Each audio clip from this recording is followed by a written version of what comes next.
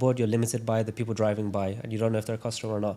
But the moment you leverage that billboard, which people know costs money, and then you put that physical ad, record it into content, put it online, you just tripled your impressions to a worldwide or UK-wide audience, and not just limited to one road. Which you'll notice, our TikTok vlogs that get hundreds of thousands of views, we will always include a snippet of us driving past. Yes. So that billboard campaign that lasts 10 weeks, it's now something that will stay on our content, on our platforms for years to come.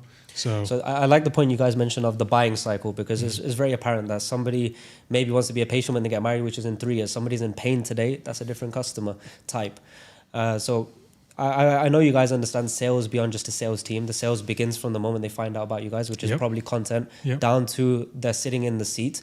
Every single moment to push them along forward, you're doing some form of selling, just to the next stage. So talk to me about the buying cycle, and therefore the strategy of your content, and how you are intentional in your daily vlogs, or what you are showing, just like you mentioned of in the corner, a snippet of 1 second driving past the physical billboard. I see in your content, you're always trying to throw things in. So what is the strategy behind your personal content on your personal brands, and then also the YDS content that is out there? The strategy for our personal brand is very simple. It's changing the perception of dentistry and dentists.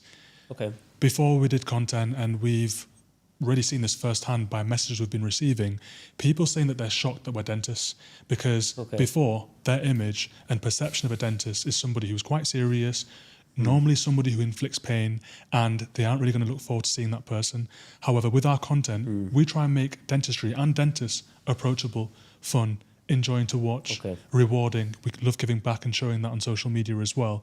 And what that does is it changes the perception of dentistry in people's minds, so they see dentistry in a positive light, and they're more willing to interact with dentistry, be it general or cosmetic in the future, because you'll be shocked at how many people are scared to go and see a dentist just for a normal checkup because of their perception of dentistry and dentists.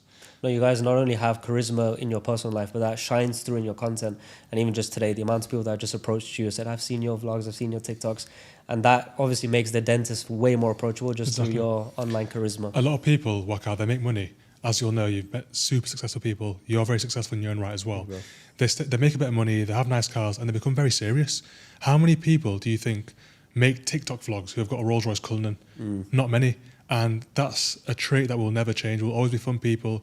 We will always uplift others. We will always try to make people feel better about themselves, and we'll always be giving their key traits that we will always carry throughout our lives, even when we make that £1 billion, because it's part of who we are. It's part of who Hassan is and who Hussein is.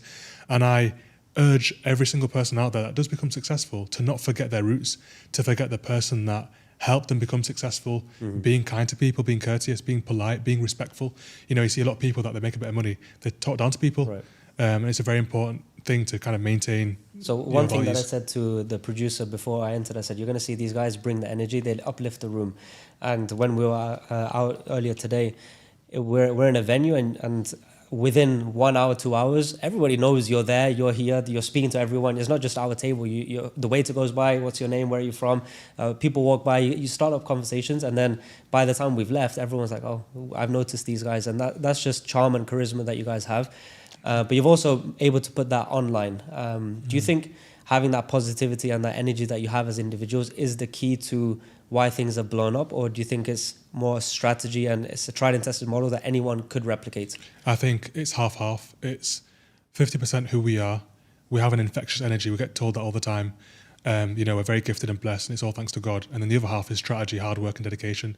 Without one, there isn't another. And I think if we were just strategists, these guys that could just think about a great business plan, then we still wouldn't have had the success that we've had today. It's because we were able to combine the two, and that's why it's worked out so well. It also comes down to, by being the people that we are, people want to join our vision. They want to work with us. And notice I say with us rather than for us, because it is a team effort. If you're somebody who's serious, takes life extremely seriously, if you are having a bad day, everyone knows about it, nobody will want to work with you. If you're the person that, even if you are feeling a bit down, can put a smile on your face, I'm not saying always be positive, but if you can have a smile on your face and uplift others because you're a leader,